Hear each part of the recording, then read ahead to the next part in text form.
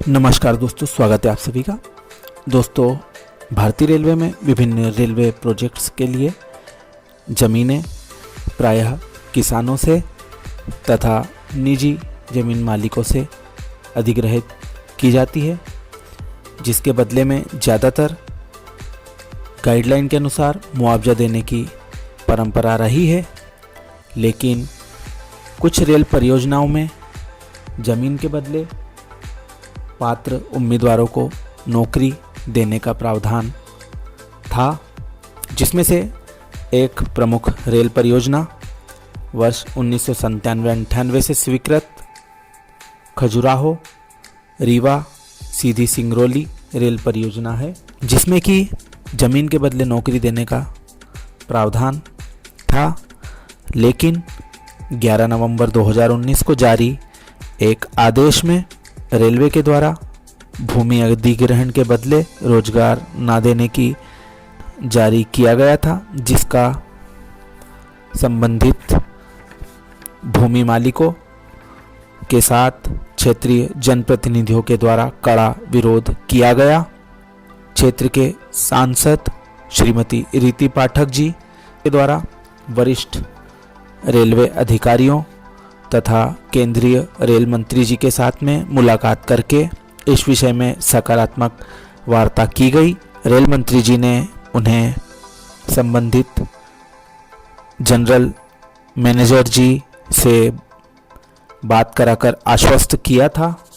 11 नवंबर 2019 के पूर्व किए गए भूमि अधिग्रहण में यह फैसला प्रभावशील नहीं होगा, यानी कि 11 नवंबर 2019 के पूर्व जिन किसानों की ज़मीन अधिग्रहित की गई है, उनमें से पात्र उम्मीदवार जो कम से कम क्वालिफ़िकेशन शैक्षिक योग्यता रखते हैं, उन्हें नौकरी दी जाएगी। इसकी प्रक्रिया शुरू भी हो गई है। दोस्तों, इस महत्वपूर्ण रेल परियोजना से संबंधित जानकारी, स्टेशनों की सूची व पूर्व कार्य प्रगति की वीडियो आप हमारे डिस्क्रिप्शन में देख सकते हैं। कोविड महामारी को ध्यान में रखते हुए ऐसे सभी आवेदकों को विभिन्न दिनांकों को बुलाया जा रहा है, जिनके की नाम पात्रता सूची में न्यूनतम शैक्षिक योग्यता के आधार पर पाए गए हैं।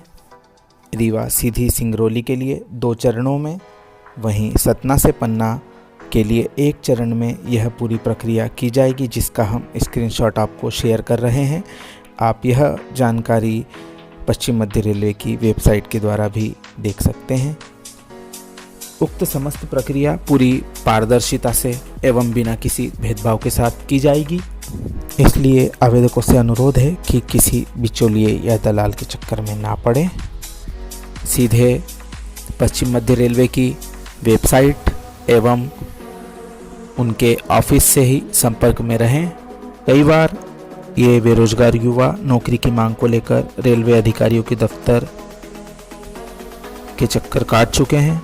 पश्चिम मध्य रेलवे ने सभी पात्र उम्मीदवारों की सूची अपनी वेबसाइट पर जारी की है। पात्र उम्मीदवार आवश्यक प्रक्रिया के बाद नौकरी पाने की दिशा में प्रगतिरत हो जाएंगे। इस पूरी प्रक्रिया में करीब 4 साल से ज़्यादा का समय लग चुका है। वर्ष 2016 से 2019 के बीच के यह आवेदक थे, जिन्हें अब तक नौकरी हेतु काफ़ी दिक्कतें सामने आ रही हैं। भविष्य में ऐसा ना हो, इसके लिए रेलवे प्रशासन को सही तौर पर नियम बनाकर उन्हें लागू करना चाहिए, ताकि रेलवे का निर्माण कार्य प्रभावित ना हो। ऐसे भूमि स्वामी जिनकी शैक्षणिक योग्यता ग्रुप डी के पदों हेतु नहीं पाई गई है, उन्हें निर्धारित दर पर मुआवजा दिया जाएगा। इसलिए उन्हें निराश होने की ज़रूरत नहीं है, क्योंकि जिस दिनांक को आपके पास में योग्यता होनी चाहिए, उस स्थिति में यदि आप पात्र नहीं हैं तो आपको केवल मुआवजा ही प्राप्त होगा। आगे भी इसी तरह के जानकारी भरे वीडियो प्राप्त करते रहने के लिए हमारे चैनल को सब्सक्राइब ज़रूर करें। ये छोटी सी जानकारी आपको कैसी लगी कृपया कमेंट करके हमें ज़रूर बताएं। हमारे साथ बने रहने के लिए आप सभी का धन्यवाद।